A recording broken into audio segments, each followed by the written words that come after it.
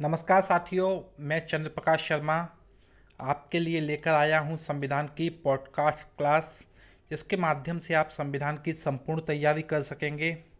दोस्तों, मुझे यूपीएससी परीक्षाओं का अनुभव है। 3 बार मैंने यूपीएससी मेंस दिया है, साथ ही साथ 2 बार एमपीपीएससी मेंस दिया है और 1 बार यूपीपीएससी मेंस देने का मुझे अनुभव है।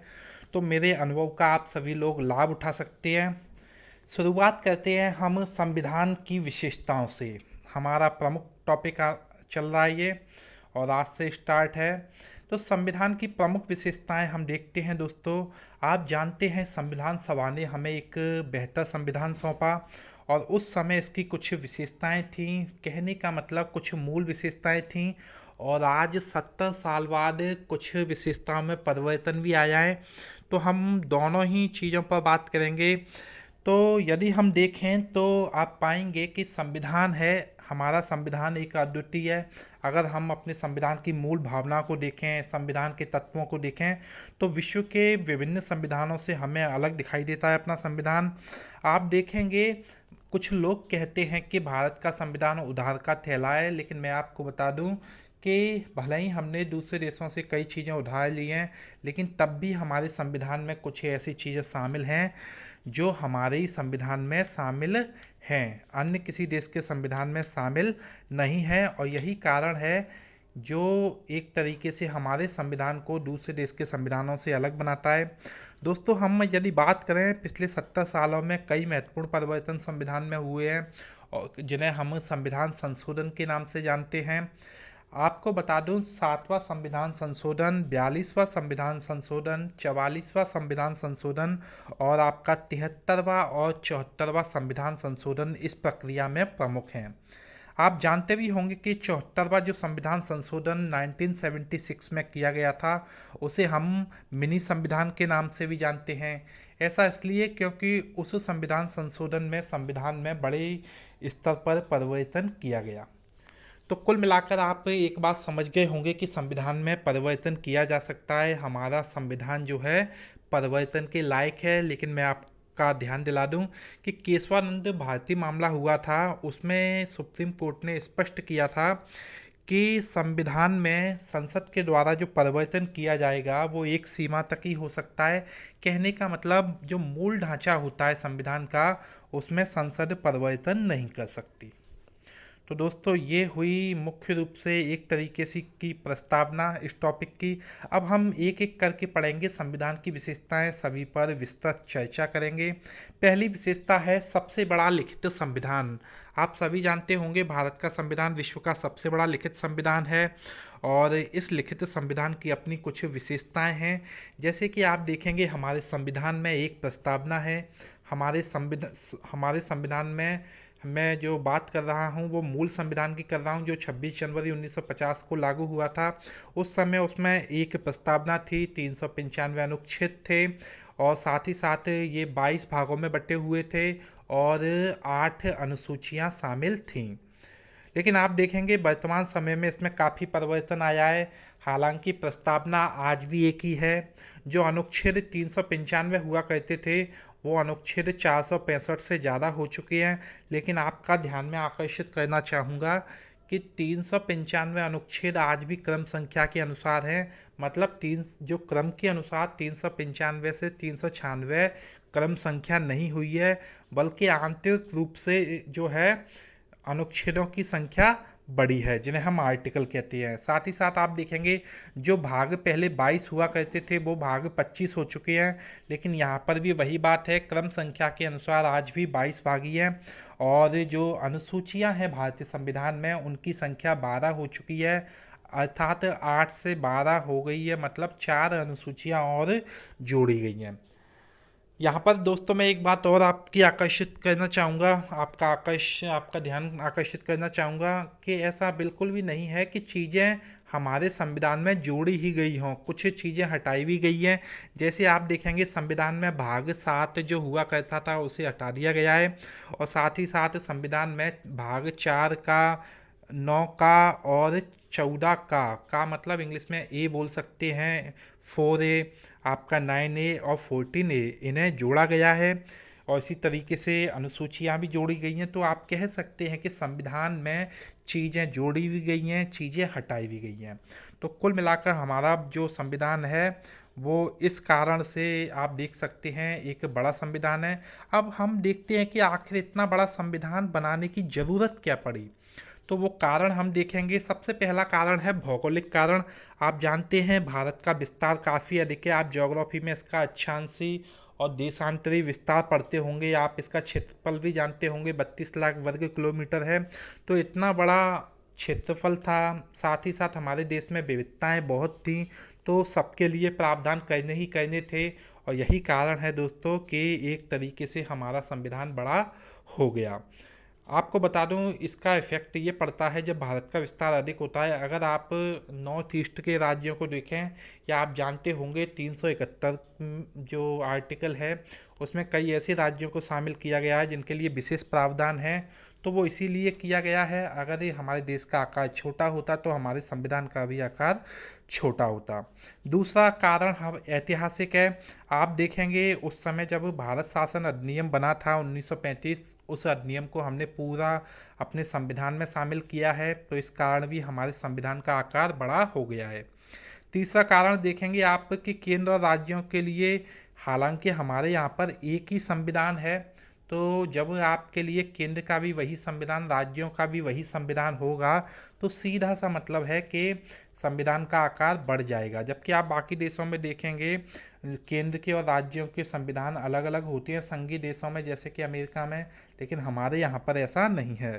साथ ही साथ आप देखेंगे एक और कारण है कि संविधान सभा में जो लोग थे वो कानून विशेषज्ञ थे, वकील थे। तो उन सभी ने कोई ना कोई योगदान दिया, अपनी अपनी बातें रखी, और सभी की बातों को जो है लॉजिकल बातें थी उन्हें शामिल किया गया। और इस कारण भी हमारा संविधान बड़ा हो गया। तो कुल मिलाकर हम कह सकते हैं कि हमारा संविधान इन कारणों से बड़ा हुआ है।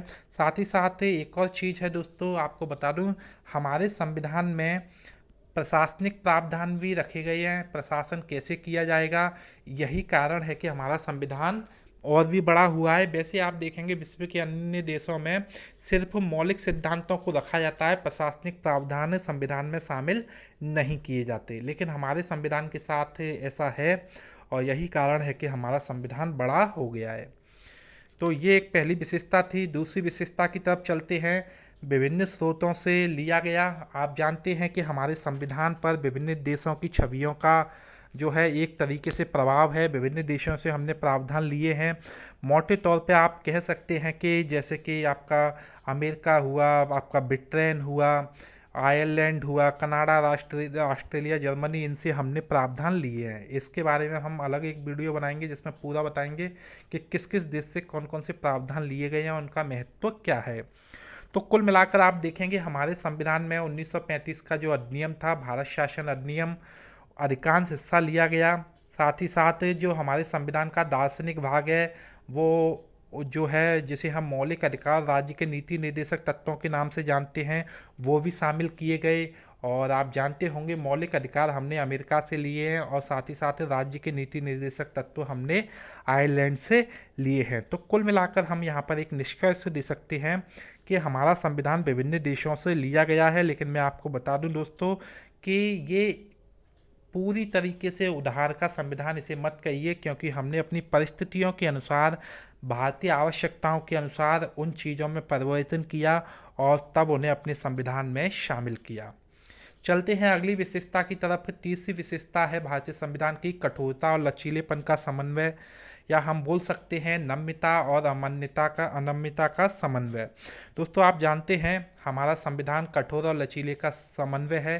कहने का मतलब हमारे संविधान के कुछ प्रावधान कठोर हैं, मतलब उनमें आसानी से संशोधन किया जा सकता है, जबकि कुछ प्रावधान आप देखेंगे लचीले हैं, मतलब उनमें आसानी से कठोर में आसानी से संशोधन नहीं किया जा सकता। इसके लिए हमें विशेष बहुमत की आवश्यकता होती है संसद में, जबकि लचीले प्रावधानों को हम सामान्य बहुमत से भी परिवर्तित कर सकते हैं। हालांकि आपको बता दूं दोस्तों, हमारे संविधान में एक आर्टिकल 368 है जिसमें संशोधन की प्रक्रिया पूरी दी गई है। और इसमें जो संशोधन की प्रक्रिया शामिल है वो मुख्य रूप से कठोरता के आधार पर शामिल है, या हम बोल सकते हैं कि विशेष अनुबंधों के अंतर्गत शामिल है। जिसमें आप देखते होंगे कि हम 2/3 बहुमत के माध्यम से संविधान में संशोधन करते हैं। साथ ही साथ आधे से अधिक राज्यों की भी सहमति हमें संघीय मुद्दों पर लेनी पड़ती है। जबकि आप देखेंगे कुछ प्रावधान और भी हैं संविधान के जिनमें आसानी से परिवर्तन हो जाता है। हमें कहने का मतलब विशेष बहुमत की आवश्यकता नहीं होती है। यहाँ पर मैं आपका ध्यान दिलाना चाहता हूँ कि इस तरीके के प्रावधानों को हम अनुच्छेद 368 के अंतर्गत संविधान संशोधन में शामिल नहीं करते। अगली विशेषता की तरफ चलते हैं दोस्तों। अगली विशेषता है हमारा संविधान संघीय होने के साथ साथ एकात्मक भी है। आप जानते होंगे और हम आगे पूरा टॉपिक भी पढ़ेंगे, संघीय व्यवस्था का सीधा सा मतलब है फेडरल सिस्टम का, जिसे हम यूनियन भी बोलते हैं, कि जो केंद्र होगा और जो राज्य होगा उन दोनों के मध्य में शक्तियों का विभाजन होगा। दोनों ही अपने अपने क्षेत्र में सर्वोपरि होंगे और अपने अपने विषयों पर कानून बनाने का अधिकार रखेंगे। तो ये विशेषता जो है हमारे देश की भी विशेषता है, लेकिन इसके साथ साथ कुछ एकात्मक लक्षण भी हैं।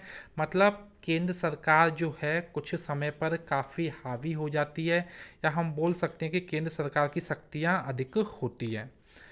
यहाँ पर मैं आपको बता दूं कि जो संघीय लक्षण होते हैं हमारे संविधान में शामिल हैं, जैसे कि जहाँ पर भी संघीय व्यवस्था होती है वहाँ पर 2 सरकारें होती हैं, जैसे कि केंद्र सरकार, राज्य सरकार। शक्तियों का विभाजन होता है, केंद्र और राज्य सरकार के मध्य में लिखित संविधान भी होता है। संविधान ही सर्वोच्च होता है। संविधान कठोर भी होता है और एक स्वतंत्र न्यायपालिका भी होती है। साथ ही साथ जो सदन होते हैं वो सदन में 2 सदन होना जरूरी है। मतलब जो संसद है उसमें 2 सदन होते हैं। अगर ये सारी विशेषताएं हैं किसी भी देश के संविधान में तो इसका मतलब है कि वहाँ पर संघीय व्यवस्था है।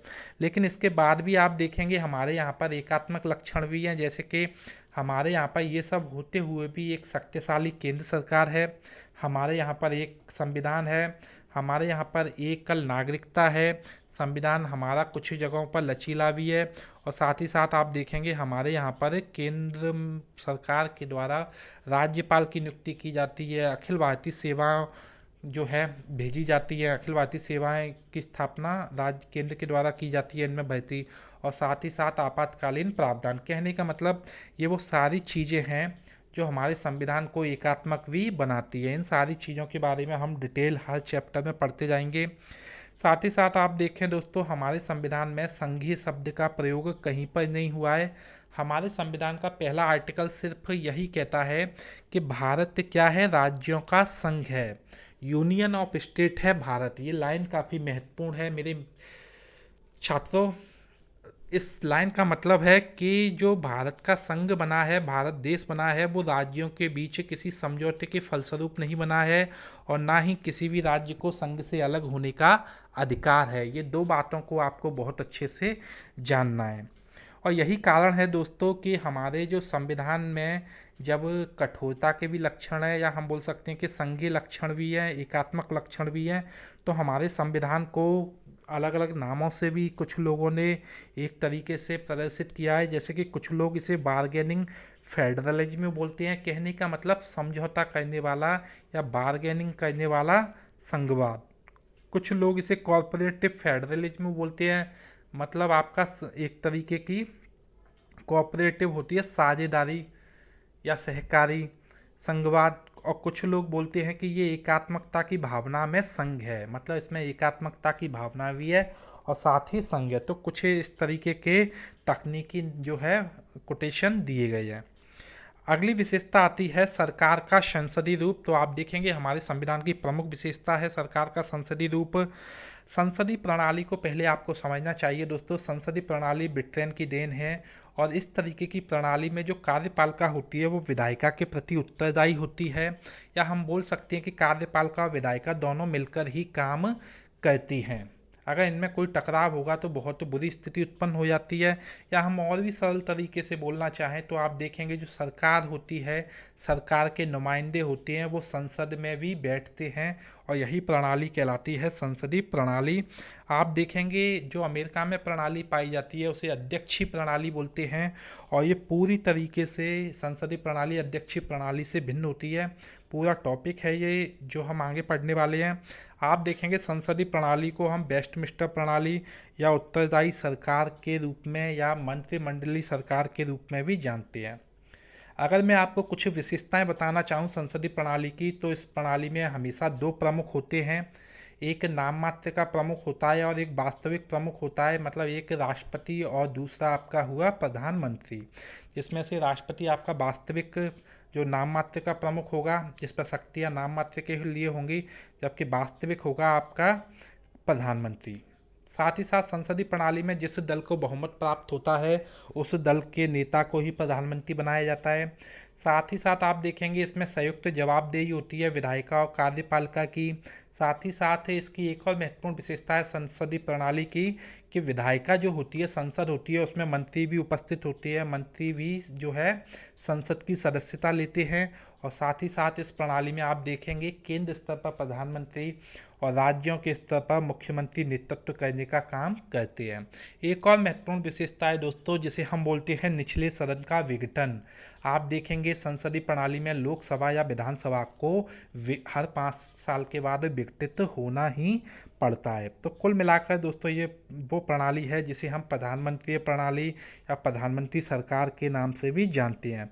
लेकिन आपको मैं बता दूं दोस्तों, हमने ये प्रणाली भले ही ब्रिटेन से ली है, लेकिन कुछ भिन्नताएं जरूर हैं। जैसे कि आप देखेंगे कि ब्रिटेन में जो प्रमुख होता है व्यक्ति, प्रथम नागरिक होता है, जिसे हम ब्रिटेन की महारानी बोलते हैं, वो निर्वाचित नहीं होती हैं। वो एक तरीके की वंशानुगत प्रतिनिधि होती हैं, जबकि हमारे देश में राष्ट्रपति का निर्वाचन होता है। तो ये प्रमुख अंतर है हमारी संसदीय प्रणाली और ब्रिटेन की संसदीय प्रणाली में। चलते हैं हम अब एक और विशेषता पर, जिसे हम बोलते हैं संसदीय संप्रभुता, न्यायिक सर्वोच्चता में समन्वय। दोस्तों हमारे संविधान में ना तो संसद संप्रभु है, ना ही न्यायपालिका संप्रभु है। कहने का मतलब हमारे संविधान में न्यायपालिका और संसद में समन्वय स्थापित किया गया है। अगर आप इसे बिल्कुल आसान शब्दों में समझना चाहें तो आप देखेंगे कि अगर संसद के द्वारा कोई कानून बनाया जाता है तो न्यायपालिका को यह अधिकार है कि संसद के द्वारा बनाए गए कानून को वो अवैध घोषित कर सकती है अगर वो संविधान के अनुसार नहीं है, संविधान की मूल भावना को फॉलो नहीं करता है। साथ ही साथ आप देखेंगे संसद को भी अधिकार है कि एक सीमा में रहते हुए, मूल ढांचे के दायरे में रहते हुए संविधान के बड़े से बड़े भाग में वो संशोधन कर सकती है। तो इस आधार पर हम कह सकते हैं कि हमारे यहाँ संसदीय संप्रभुता, न्यायिक सर्वोच्चता में समन्वय है। साथ ही साथ मैं आपको बता दूं दोस्तों, जो संसदीय संप्रभुता है ये ब्रिटेन का कंसेप्ट है और न्यायिक संप्रभुता जो है आपका अमेरिका का कंसेप्ट है। न्यायिक संप्रभुता में होता ये है दोस्तों कि अमेरिका की जो न्यायपालिका है उसे बहुत ज़्यादा अधिकार हैं और बहुत ज़्यादा अधिकारों के अंतर्गत उसकी जो व्याख्या होती है, न्यायिक समीक्षा की जो शक्ति होती है, वो भारत की न्यायपालिका से काफ़ी अधिक होती है। इस टॉपिक में दो शब्द आते हैं, विधि की नियत प्रक्रिया, विधि के द्वारा स्थापित प्रक्रिया। तो दोस्तों आपको बता दूं, अमेरिका का जो संविधान है वो विधि की नियत प्रक्रिया पर आधारित है, जबकि भारत का संविधान विधि द्वारा स्थापित प्रक्रिया पर आधारित है। और इन दोनों शब्दों का जो अंतर है वो हम न्यायिक समीक्षा से लेते हैं। कहने का मतलब भारत में जो न्यायिक समीक्षा होती है वो संविधान के दायरे में रहकर होती है, जबकि अमेरिका में जो न्यायिक समीक्षा होती है वो संविधान के दायरे में रहते हुए भी साथ ही साथ मानवता को भी ध्यान में रख के समीक्षा की जाती है। तो कुल रूप से हम कह सकते हैं कि काफ़ी बड़ा अंतर है हमारी उसमें और हमारी न्यायिक समीक्षा और अमेरिका की न्यायिक समीक्षा में। इसके बाद अगली विशेषता है एकीकृत और स्वतंत्र न्यायपालिका। दोस्तों आप सभी जानते हैं हमारे यहाँ पे एक न्यायपालिका है, त्रिस्तरीय न्यायपालिका है, जिसमें सर्वोच्च स्तर पर सुप्रीम कोर्ट है, उसके नीचे आप देख सकते हैं हाई कोर्ट रहती है हर राज्य में, और उनके नीचे जिला और सत्र न्यायालय रहते हैं। तो इस तरीके की हमारे यहाँ पे एकीकृत व्यवस्था है। जबकि आप देखेंगे अमेरिका में जो केंद्र सरकार होती है या संघीय सरकार होती है उसके लिए संघीय न्यायपालिका होती है, जबकि राज्य के लिए राज्य की न्यायपालिकाएं अलग होती हैं। और यहाँ पर एक और महत्वपूर्ण चीज़ आपको जानना है दोस्तों कि हमारे यहाँ पर कोई भी न्यायपालिका हो, तीनों स्तर में से वो राज्यों के कानून को भी देख सकती है, केंद्र सरकार के कानूनों के विवादों को भी निपटा सकती है। लेकिन अमेरिका में ऐसा नहीं है। अमेरिका में केंद्र स्तर की जो न्यायपालिका होगी वो केंद्रीय कानूनों को देखेगी, जबकि राज्य स्तर की न्यायपालिका राज्य के कानूनों को देखने का काम करती है। तो ये एक महत्वपूर्ण चीज़ है। साथ ही साथ आपको बता दूं दोस्तों, हमारे यहाँ पर न्यायपालिका स्वतंत्र भी है। और स्वतंत्र क्यों है, होना जरूरी है, आप समझ सकते हैं। अगर स्वतंत्र नहीं होगी तो इस पर दबाव काफ़ी होगा और इसके निर्णय एक तरीके से निष्पक्ष नहीं रह पाएंगे। तो मैं आपको बता दूं दोस्तों, स्वतंत्रता को सुनिश्चित करने के लिए हमारे संविधान में कुछ प्रावधान किए गए हैं। जैसे कि जो न्यायाधीश होते हैं, इन्हें कार्यकाल की सुरक्षा दी गई है, इन्हें हटाना आसान नहीं होता है इनके पद से। साथ ही साथ इनकी सेवा शर्तें निर्धारित होती है, उनमें इनकी नियुक्ति के बाद कोई परिवर्तन नहीं हो सकता। साथ ही साथ इनके जो वेतन भत्ते होते हैं वो भारत की संचित निधि पर आधारित होते हैं। कहने का मतलब इनके वेतन भत्तों को रोका नहीं जा सकता है। साथ ही साथ एक और महत्वपूर्ण चीज़ है कि न्यायाधीश जो भी काम करते हैं, जो भी निर्णय देते हैं, संसद आदि में उनके कामकाज पर चर्चा नहीं की जा सकती। और साथ ही साथ आप देखेंगे, इन्हें पूरा अधिकार होता है कि अगर कोई इनकी बुराई करता है न्यायपालिका की, तो ये अपनी बुराई के लिए या अवमानना के लिए उस व्यक्ति को या संस्था को सजा भी दे सकते हैं, जिसे हम अवमानना के नाम से जानते हैं। तो दोस्तों, ये विशेषता थी एकीकृत और स्वतंत्र न्यायपालिका की। चलते हैं हम अन्य विशेषताओं की ओर।